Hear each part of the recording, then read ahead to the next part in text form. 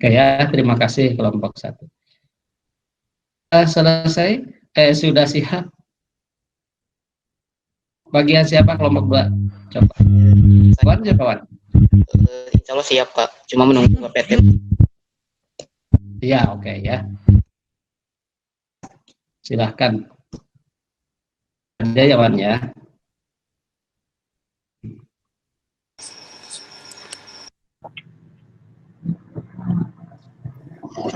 Bismillahirrahmanirrahim. Assalamualaikum warahmatullahi wabarakatuh.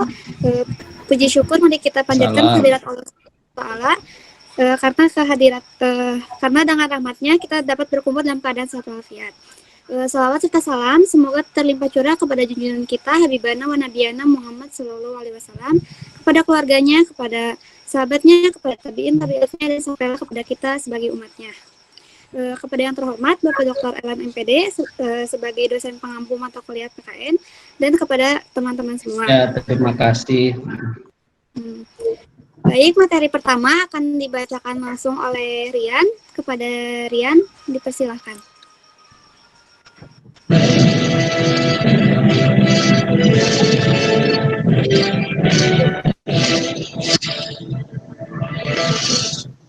Wah, bagus ya.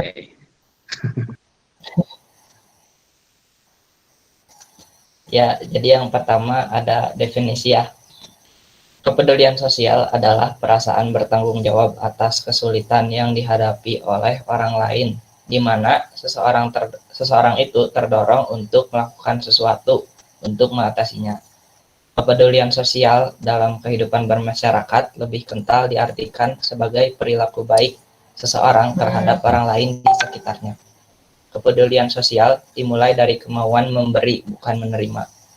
Sebagaimana yang diajarkan oleh Nabi Muhammad SAW untuk mengasihi yang kecil dan menghormati yang besar.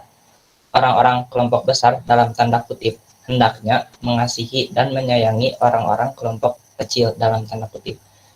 Sebaliknya, orang kecil juga diharapkan mampu untuk memposisikan diri, menghormati, dan memberikan hak untuk kelompok besar. Ya, boleh di next.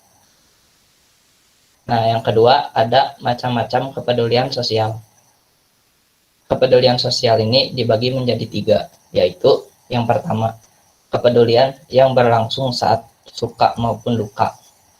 Yang dimana kepedulian sosial ini merupakan keterlibatan pihak yang satu kepada pihak yang lain dalam turut merasakan apa yang sedang dirasakan atau dialami oleh orang lain.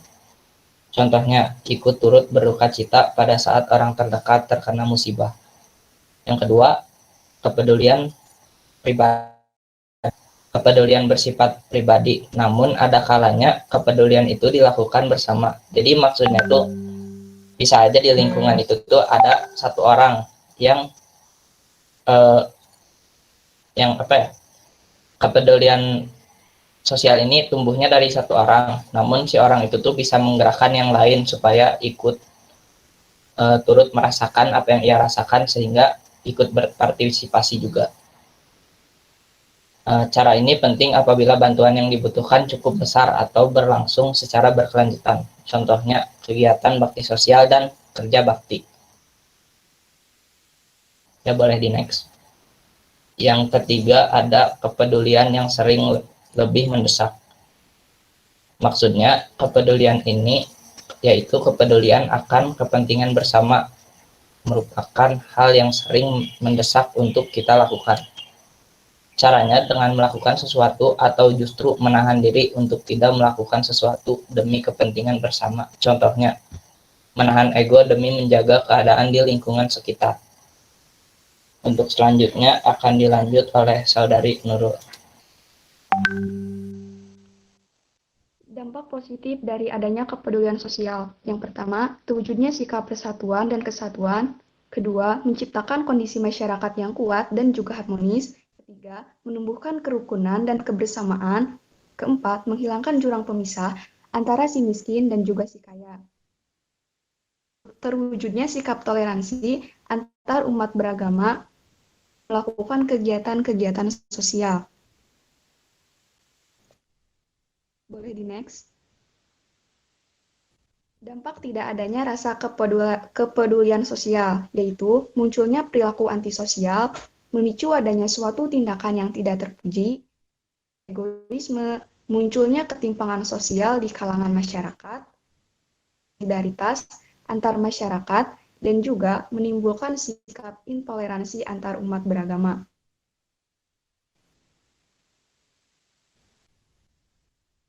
Selanjutnya akan dibacakan oleh rekan saya yaitu Riswandi. Baik, hal yang mempengaruhi kepedulian sosial yang pertama adalah faktor dari lingkungan keluarga. Keluarga ini adalah merupakan lingkungan yang pertama dari keluarga, pulalah kita menerima pendidikan, karenanya keluarga mempunyai peranan yang sangat penting di dalam perkembangan kita gitu. Jadi keluargalah yang memang nomor satu untuk kepedulian kita. Dari keluargalah kita belajar gitu. Apa sih dari kepedulian sosial itu dan apa sih dari kepedulian hal tersebut gitu. Kemudian keluarga yang baik akan memberikan pengarah yang baik juga gitu. Jadi keluarga yang baik akan memberikan sebuah pengaruh yang baik bagi kita semua gitu. Kemudian demikian pula sebaliknya gitu. Keluarga yang baik, keluarga yang kurang baik akan memberikan pengaruh bagi kita, yaitu kurang baik tersendiri gitu. Keluarga juga adalah bagian dari kepribadian, kemudian kita sejak saat dilahirkan gitu. Jadi keluarga juga membuat sebuah kepribadian bagi kita sejak dilahirkan gitu. Kemudian pengaruh orang tua sangatlah besar. Didikan orang tua yang terlalu keras, terlalu memberikan kebebasan akan mempengaruhi timbulnya pemasalahan pada diri kita. Mudah merasakan keadaannya orang lain, kemudian dari pendapat ahli juga tersebut bahkan dikatakan seperti itu.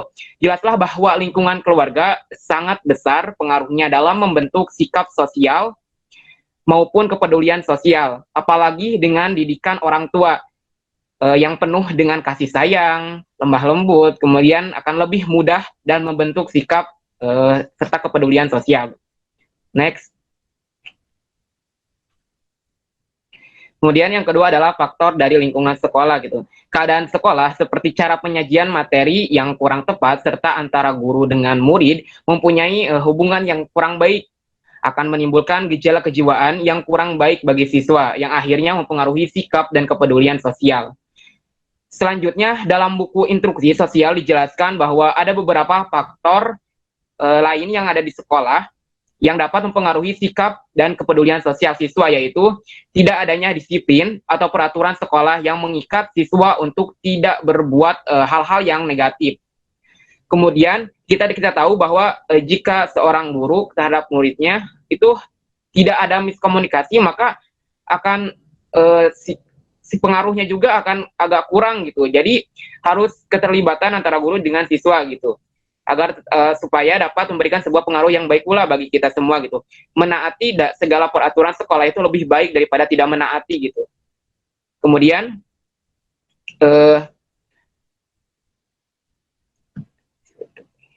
ataupun tindakan yang menyimpang, maka faktor lingkungan sekolah yang dapat mempengaruhi sikap dan kepedulian sosial siswa adalah cara penyajian materi, perilaku maupun sikap. Cara penyajian materi juga harus jelas gitu. Jangan ada rasa penyimpangan dari guru terhadap penyampaian materi tersebut. Jadi adanya rasa menyimpang terhadap siswa gitu. Maka harus tepat sasaran antara materi dengan siswa gitu.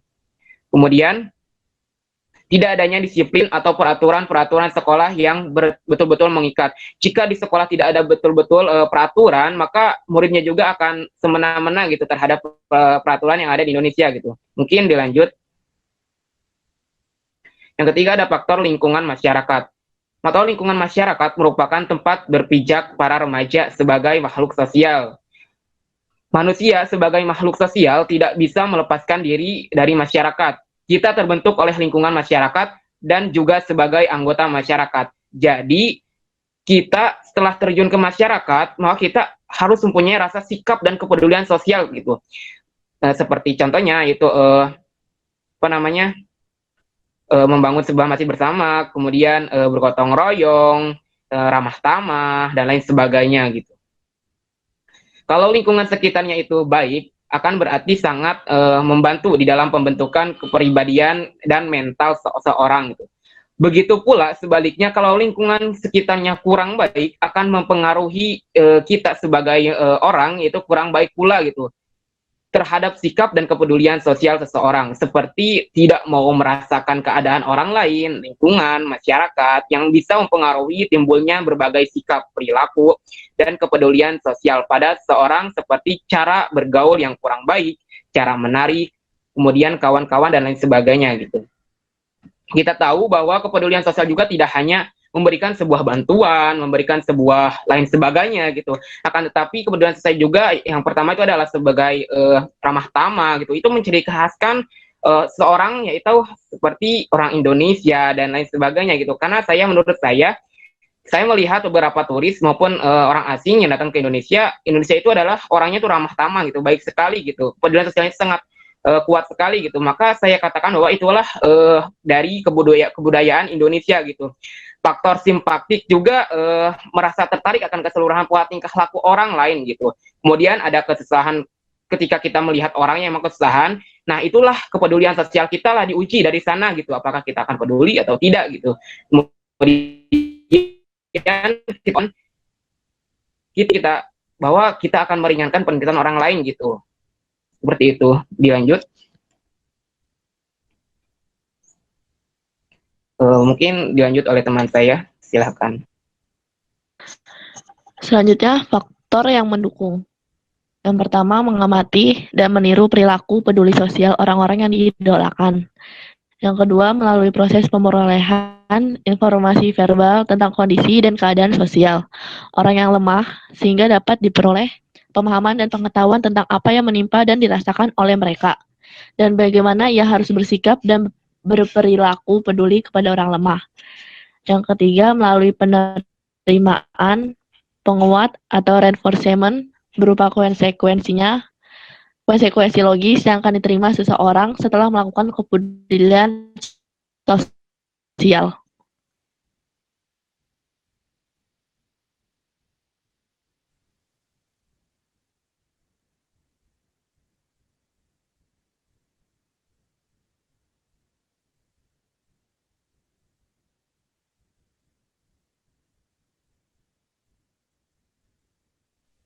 Silakan selanjutnya oleh teman saya.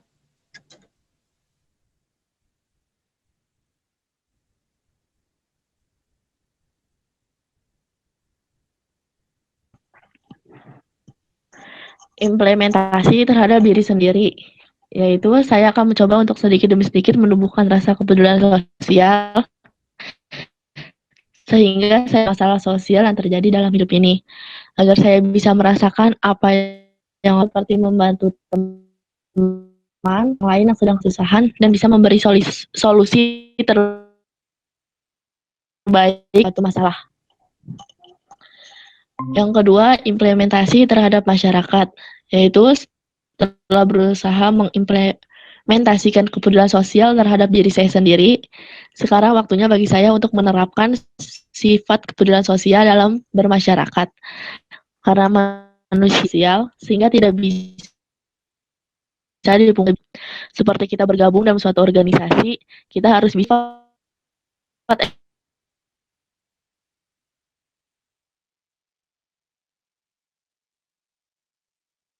mengambil keputusan, membantu anggota lain yang lagi kesulitan, dan lain sebagainya.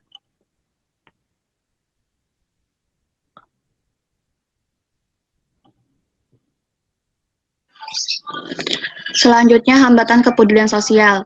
Yang pertama ada egoisme.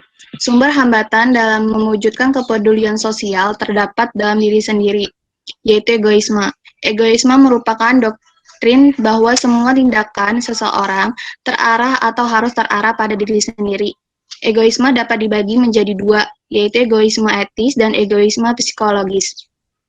Egoisme etis yaitu pandangan bahwa setiap pribadi hendaknya bertujuan untuk meningkatkan kesejahteraan dan kepentingannya sendiri. Egoisme psikologis yaitu mengacu pada pendapat bahwa semua individu pada kenyataannya sungguh-sungguh mencari kepentingannya sendiri pada setiap waktu. Jadi semua tindakan manusia, sadar atau tidak, digerakkan oleh hasrat akan kesejahteraan dan kepuasannya diri sendiri. Yang kedua ada materialistis. Sumber hambatan kedua yang merupakan sikap perilaku manusia yang sangat mengutamakan materi sebagai sarana pemenuhan kebutuhan hidupnya. Kaum materialis biasanya selalu berupaya untuk mengumpulkan materi sebanyak mungkin untuk keluarga dan dirinya sendiri.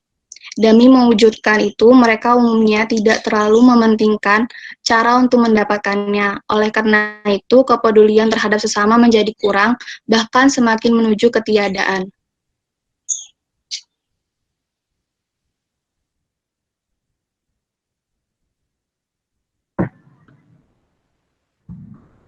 Baik, selanjutnya adalah dasar hukum dan pasal-pasal. Yang pertama adalah Pancasila, sila kelima yang berbunyi keadilan sosial bagi seluruh rakyat Indonesia. Jadi dasar dari kepedulian sosial ini telah diamanahkan dalam ideologi bangsa kita yaitu Pancasila. Bahkan Bung Karno sendiri telah mengumumkan ideologi ini di sidang umum PBB dengan menyatakan dengan lantang bahwa Indonesia itu adalah bangsa yang memiliki kepedulian sosial. Yang kedua, kepedulian sosial diamanahkan dalam Undang-Undang Dasar Republik Indonesia tahun 1945 pada pasal 34. Ayat 1-nya berbunyi, fakir miskin dan anak-anak terlantar dipelihara oleh negara. Ayat 2, negara mengembangkan sistem jaminan sosial bagi seluruh rakyat dan memberdayakan masyarakat yang lemah dan tidak mampu sesuai dengan martabat kemanusiaan. Ayat ketiga, negara bertanggung jawab atas penyediaan fasilitas pelayanan kesehatan dan fasilitas pelayanan umum yang layak. Ayat keempat berbunyi, ketentuan lebih lanjut mengenai pelaksanaan pasal ini diatur dalam undang-undang. Jadi, keadilan sosial atau kepedulian sosial ini tidak hanya dari individu di masyarakat saja, tetapi dari negara sendiri atau dalam hal ini pemerintahan juga memiliki tanggung jawab dalam kepedulian sosial. Yang ketiga ada Undang-Undang 11 tahun 2009 tentang kesejahteraan sosial. Kesejahteraan sosial dalam Undang-Undang 11 tahun 2009 adalah kondisi terpenuhnya kebutuhan material, spiritual, dan sosial warga negara agar dapat hidup layak dan mampu mengembangkan diri, sehingga dapat melaksanakan fungsi sosialnya. Penyelenggaraan kesejahteraan sosial menurut UU 11 tahun 2009 diperlukan peran masyarakat yang seluas-luasnya, baik perseorangan, keluarga, organisasi keagamaan, sosial kemasyarakatan, lembaga swadaya masyarakat, organisasi profesi, badan usaha, lembaga kesejahteraan sosial, maupun lembaga kesejahteraan sosial asing, demi terselenggaranya kesejahteraan sosial yang terarah, terpadu, dan berkelanjutan. Yang keempat, kepedulian sosial juga telah dideklarasikan di Universal Hak Asasi Manusia PBB. Pada tanggal 10 November 1948, Majelis Umum Perserikatan Bangsa-Bangsa menyepakati kesepakatan baru bertempat di Paris, Prancis. Deklarasi ini dicetuskan. Setelah dicetuskannya deklarasi bersejarah itu, tiap negara berusaha mencanangkan HAM masing-masing. Mereka dilindungi secara hukum akan kebebasannya pada sebuah negara. Dalam deklarasi tersebut, setidaknya terdapat 30 hak asasi manusia yang tertulis dan disepakati. Berasal dari gebrakan pertama itu, akhirnya pada 1950 mulailah diperingati secara rutin tiap tahunnya sebagai Hari Hak Asasi Manusia. Jadi kepedulian sosial ini tidak hanya di Indonesia tetapi juga menjadi sebuah bagian dari kepedulian sosial di seluruh dunia. Selanjutnya akan dilanjutkan oleh rekan Afidah. Tokoh-tokoh penggerak kepedulian sosial, contohnya Tirta Mandirah Hudi. Pria kelahiran Surakarta 30 Juli 1991 ini sukses menjalankan bisnis di usianya yang masih muda dan sekaligus memegang gelar sebagai dokter yang berdiri sejak 2013 lalu. Ini memang aktif dalam berbagai kegiatan, baik di dalam maupun di luar kampus. Bahkan ia sempat menjadi anggota Senat Mahasiswa Fakultas Kedokteran Universitas Gadjah Mada. Next. Dengan gaya bahasa khas Jawa, Dr. Tirta demikian beliau akrab disapa, menyampaikan pengalamannya tentang bagaimana berbisnis sekaligus menjalankan tugas akademisnya. Kegiatan sosialnya, edukasi tentang COVID-19 kepada masyarakat secara langsung dan tidak langsung, menjadi relawan Satgas COVID-19, membantu masyarakat yang kesusahan dengan program razia perut lapar gratis, dan menyediakan lapangan kerja bagi banyak orang dengan usahanya. Yang kedua, Rachel Venia. Ia menjadi salah satu contoh lainnya dari tokoh inspiratif di tengah pandemi corona ini. Influencer dan selebgram yang satu ini berhasil mengajak masyarakat untuk ikut berdonasi dalam penggalangan dana yang ia inisiasi demi membantu penanganan virus corona. Kurang dari 24 jam saat ia membuka donasi pada tanggal 16 Maret 2020, ia dapat mengumpulkan lebih dari 1 miliar. Antusias ingin turut tangan memberi donasi melalui penggalangan dana yang digalakkan membuat target pengumpulan dana pun mengalami perubahan beberapa kali. Penggalangan ini 100 juta, namun beralih ke 500 juta hingga 5 miliar. Seminggu setelah penggalangan dana bertajuk Tolong Menolong Lawan COVID-19 dibuka, ia mengumpulkan dana hingga lebih dari 7 miliar. Donasi yang berhasil dikumpulkan ia sendiri disalurkan pada berbagai hal, mulai dari penyediaan APD pada rumah sakit yang membutuhkan, persediaan masker, hand sanitizer, sarung tangan plastik, hingga donasi untuk PMI yang akan disalurkan ke jaringan PMI yang ada di 34 provinsi di Indonesia. Kabar terbaru per 8 April kemarin, penggalangan dana melalui platform Kita Bisa meningkat, bahkan menembus angka 8,7 miliar. Meningkatnya donasi yang dikumpulkan dari target awal tersebut membuat ia yakin bahwa masih banyak orang-orang baik di luar sana. Itu sebabnya ia terus mengajak para followers-nya untuk terus berdonasi dan berdoa.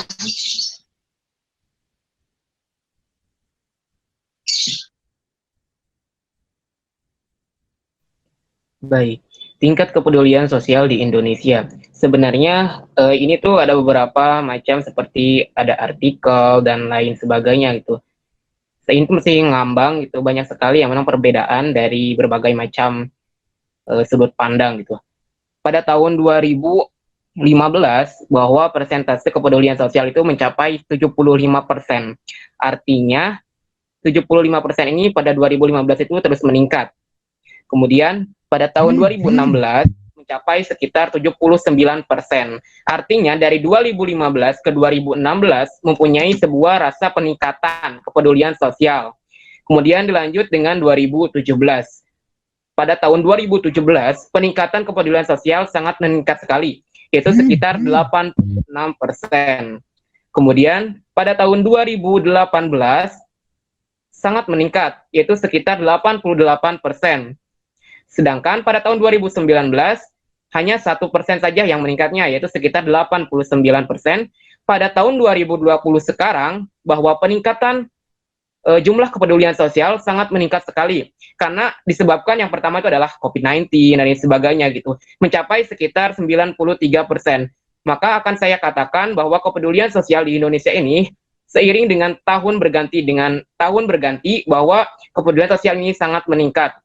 Saya mengatakan bahwa kita hidup jangan cuma hidup untuk bernapas, mencari makan, minum, dan sebagainya. Bagaimana caranya kita dapat menjadikan diri kita bermanfaat bagi orang lain. Dan bagaimana caranya kita menjadikan diri kita berguna bagi orang lain. Gitu. Karena sesungguhnya itu hidup adalah bagaimana cara kita berkepedulian kepada seseorang. Gitu.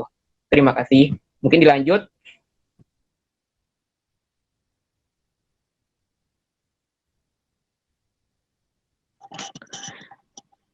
Yang terakhir adalah solusinya, yaitu solusinya untuk meningkatkan sikap kepedulian sosial masyarakat, yaitu dengan memperkenalkan tokoh-tokoh yang menggerakkan sikap kepedulian sosial yang dapat menginspirasi masyarakat agar dapat mengobservasi dan membuat merasa empati terhadap peristiwa yang terjadi di lingkungan sekitar. Juga mengadakan kegiatan-kegiatan sosial yang dapat menumbuhkan rasa kebersamaan, juga rasa solidaritas antar masyarakat. Diperlukannya peran mahasiswa untuk memberikan pembinaan mengenai sikap toleransi antar umat beragama agar tidak ada lagi sikap masyarakat yang intoleran.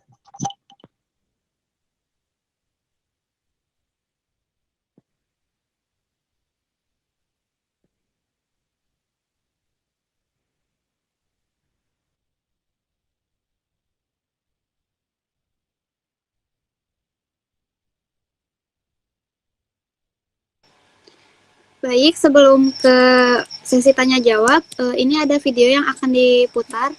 Mangga, Hengki, untuk diputar videonya.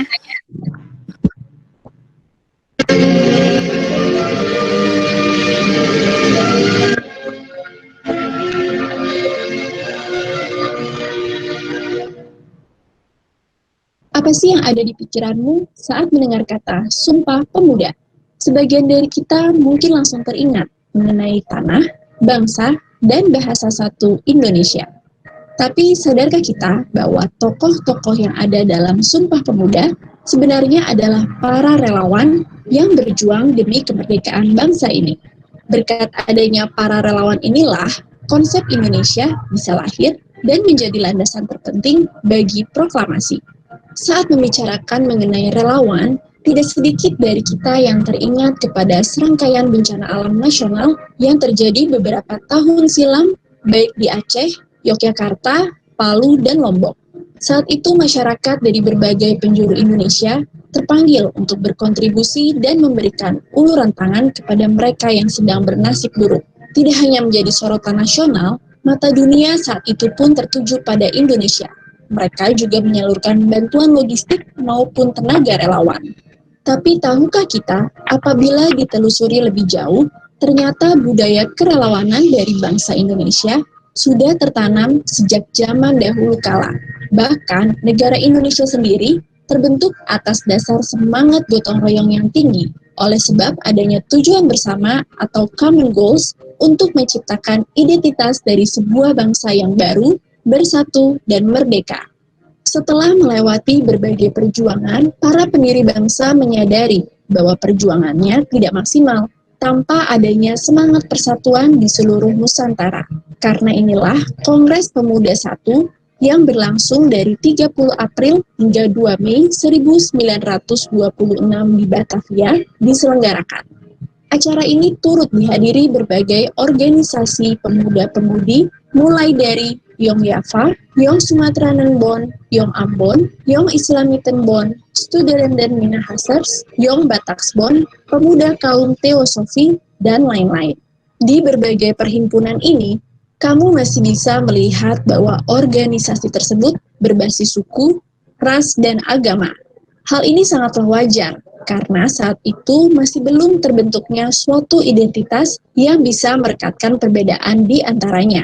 Tujuan dari Kongres Pemuda I adalah untuk memajukan persatuan dan kebangsaan Indonesia, serta menguatkan hubungan di antara organisasi pemuda-pemudi. Namun, karena adanya ketidakpuasan dan perbedaan pandangan dari hasil akhir yang mereka sepakati, muncul berbagai dorongan untuk menyelenggarakan kembali Kongres Pemuda Kedua. Kongres Pemuda Kedua diadakan di tanggal 27 hingga 28 Oktober 1928. Hari pertama berlangsung di Gedung Katolik Yonglingen Bonn, dilanjutkan hari kedua di Gedung Osyafa Bioskop. Jumlah dan latar belakang perhimpunan pemuda-pemudi yang menghadiri Kongres Pemuda Kedua jauh lebih banyak dan beragam dibandingkan kongres sebelumnya. Acara ini turut dihadiri organisasi Perhimpunan Pelajar-Pelajar Indonesia, Yong Yafa, Yong Sumatranen Bon, Yong Bataksbon, Yong Islamiten Bon, Pemuda Indonesia, Yong Celebes, Yong Ambon, Katolik Yonglingen Bon, Pemuda Kaum Betawi, hingga beberapa perwakilan keturunan Tionghoa, dan sebagainya. Tokoh-tokoh seperti Amir Syarifuddin, Muhammad Yamin, Muhammad Rum, Sugondo Joyo Puspito, dan tokoh lainnya turut menghadiri dan berkontribusi dalam Kongres Pemuda Kedua. Hasil kongres tersebut adalah putusan Kongres Pemuda-Pemudi Indonesia yang lebih dikenal dengan sebutan Sumpah Pemuda. Pertama, kami putra dan putri Indonesia mengaku bertumpah darah yang satu, tanah Indonesia. Kedua, kami putra dan putri Indonesia mengaku berbangsa yang satu, bangsa Indonesia. Ketiga, kami putra dan putri Indonesia menjunjung bahasa persatuan, bahasa Indonesia. Sumpah inilah yang menjadi dasar perumusan dari Proklamasi Pancasila dan Undang-Undang Dasar 1945 yang sangat menjunjung tinggi nilai-nilai dari persatuan, musyawarah, keadilan, dan perdamaian. Dan untuk pertama kalinya juga, pada akhir Kongres Pemuda kedua, W.R. Supratman diizinkan oleh Sugondo Joyo Puspito memainkan Indonesia Raya tanpa lirik dengan biolanya, jauh sebelum menjadi lagu kebangsaan Indonesia di tahun 1945. Bisa kita bayangkan, apabila tidak ada inisiatif dan kesadaran dari berbagai perhimpunan pemuda-pemudi bahwa Indonesia terdiri dari beraneka ragam suku, bangsa, dan agama, sangatlah mungkin jika negeri ini sudah terpecah belah menjadi berbagai negara. Untungnya, karena adanya desakan untuk menciptakan sebuah wadah sekaligus rasa pemersatu melalui Kongres Pemuda 1 dan kedua, fondasi negara Indonesia bisa berdiri kokoh hingga saat ini. Sumpah Pemuda mengingatkan kita bahwa semangat kerelawanan dan gotong royong sudah ada dan perlu untuk menyatukan dan mendorong bangsa Indonesia mencapai tujuan bersama, di mana perbedaan suku, ras, dan agama tidak lagi menjadi penghalang dalam mengikrarkan Sumpah Pemuda, karena kita adalah bangsa Indonesia. Memiliki tujuan bersama tetaplah hal yang sangat penting, bukan demi melawan penjajah atau memperjuangkan kemerdekaan, kali ini melainkan mencari dan mewujudkan solusi atas berbagai permasalahan sosial yang ada di sekitar kita, yang sekalipun beragam dapat kita selesaikan dengan solusi bersama. Karenanya, sangatlah penting bagi kita untuk saling bersatu dan bergotong royong guna menemukan jalan keluar bersama. Salah satunya dengan menjadi relawan. Menjadi relawan mengajarkan kita bahwa perbedaan tidak lagi menjadi penghalang, karena fokus dari kerelawanan adalah isu sosial. Seperti halnya tokoh-tokoh dalam Sumpah Pemuda yang mengawali semua perjuangannya dengan ikut menjadi relawan yang nantinya menjadi pahlawan bagi bangsa Indonesia.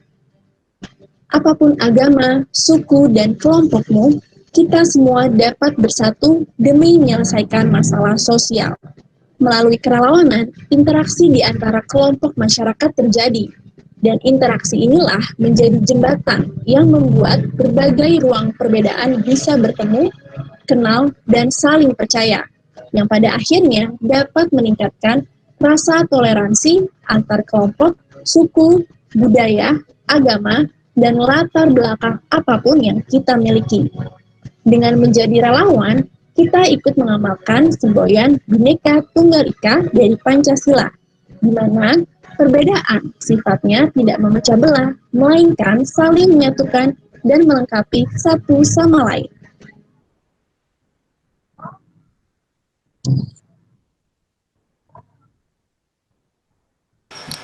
Ya, alhamdulillahirrahmanirrahim. Pematerian sudah dibacakan dan dijelaskan oleh kelompok 2.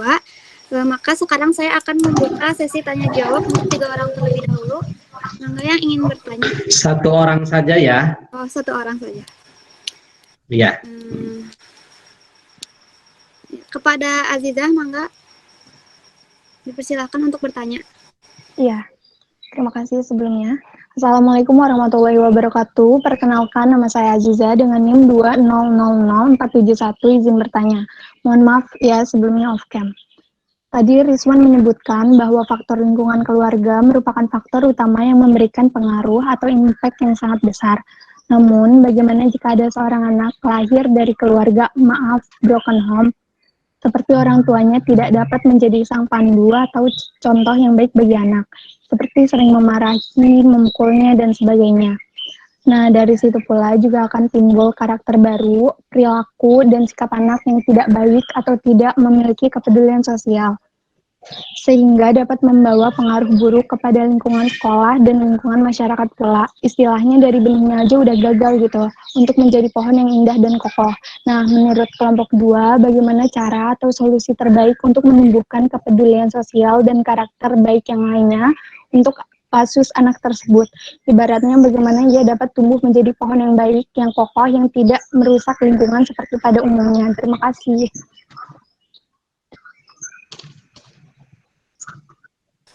Ya, terima kasih Aziza atas pertanyaannya. Mangga kelompok 2 yang mau menjawab. Jawab ya. Sebenarnya kalau misalnya kita terlahir dari keluarga apapun, baik itu keluarga keluarga mohon maaf miskin, kaya dan lain sebagainya, tetap dengan satu. Tapi yang salahnya adalah mana caranya kita dapat menguatkan kepedulian sosial kita. Jika kita dari keluarga keturunan maupun broken home, kita itu adalah satu. Mungkin tidak ada yang mengingatkan. Kalau misalnya kita sebagai manusia, seharusnya kita mengingatkan dia gitu ke jalan yang baik gitu. Kemudian orang tersebut apakah dia tidak belajar etika, tata krama dan lain sebagainya gitu. Saya yakin dia disekolahkan untuk apa? Untuk menjadi orang yang menjadi orang yang bermanfaat. Tidak mungkin dia dari keluarga broken home terus disekolahkan untuk menjadi orang yang berguna gitu. Saya yakin orang tersebut mempunyai rasa sikap kepedulian sosial, akan tetapi rasa dan sikap kepedulian dia tidak dikeluarkan, jika dia pendam karena dia mempunyai rasa broken home terhadap keluarganya. Jadi latar belakangnya tersebut merasa kurang baik, maka dia akan melaksanakan hal tersebut. Jadi kalau menurut saya kita sebagai manusia saling mengingatkan. Kemudian dia juga punya rasa kepedulian sosial, tetapi dia tidak keluarkan. Menurut pendapat para ahli, dari apapun kita keluarganya, maka kepedulian sosial itu ada di dalam dirinya gitu, tidak mungkin tidak ada gitu. Cara menjaganya yaitu yang pertama dengan belajarlah gitu dari orang-orang gitu, kemudian melihat belajar dari itu seperti apa aturan dan sebagainya gitu, tidak gitu. Mungkin itu sih yang lain.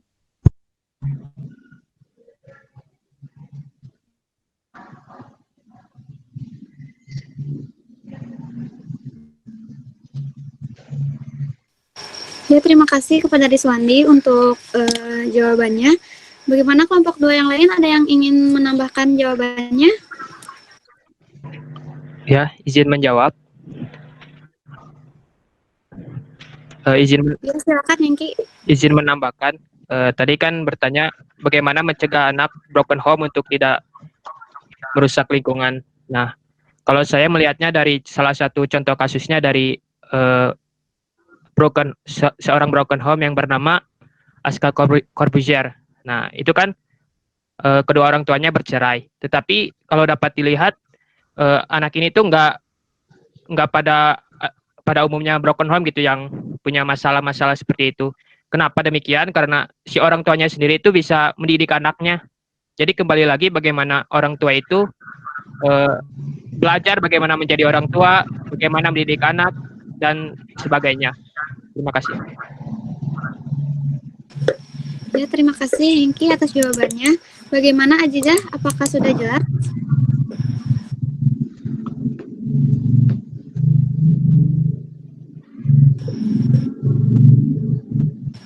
Ya, sama-sama Aziza. Kepada Pak Elan, apakah ada yang ingin ditambahkan?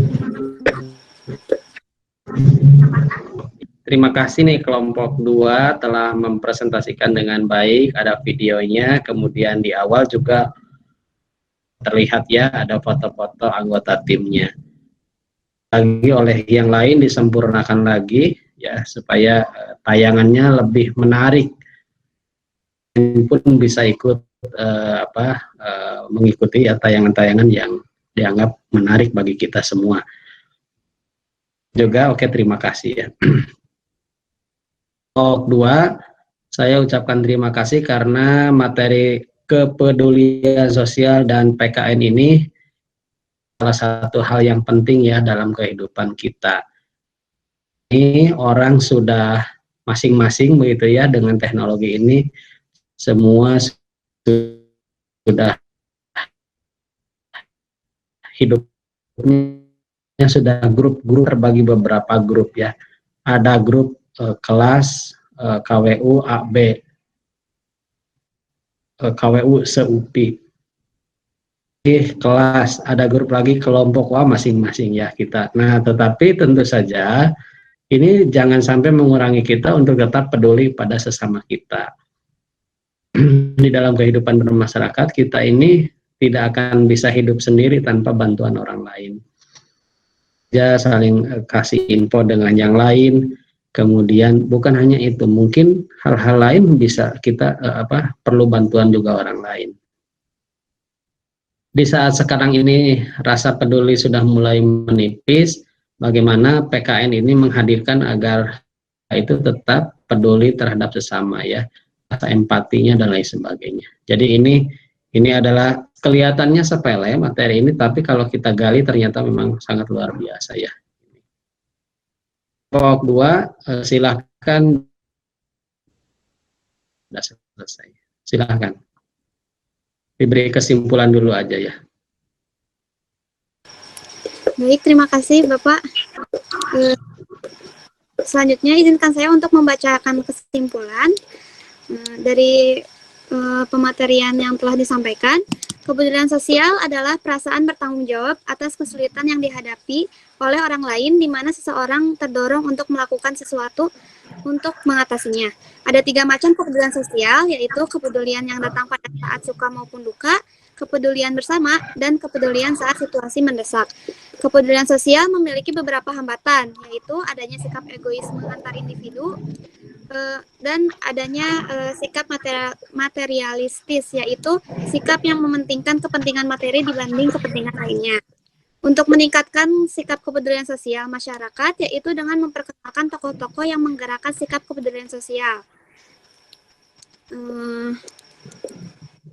Cukup sekian kesimpulannya, dan terima kasih atas perhatiannya. Saya selaku moderator izin untuk menutup acara presentasi kali ini. Mohon maaf apabila ada kekurangan maupun kesalahan.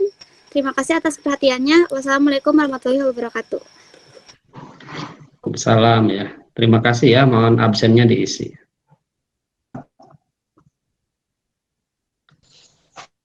Terima kasih Pak. Terima kasih Pak. Terima kasih Pak. Terima kasih Pak. Terima kasih Pak. Terima kasih Pak.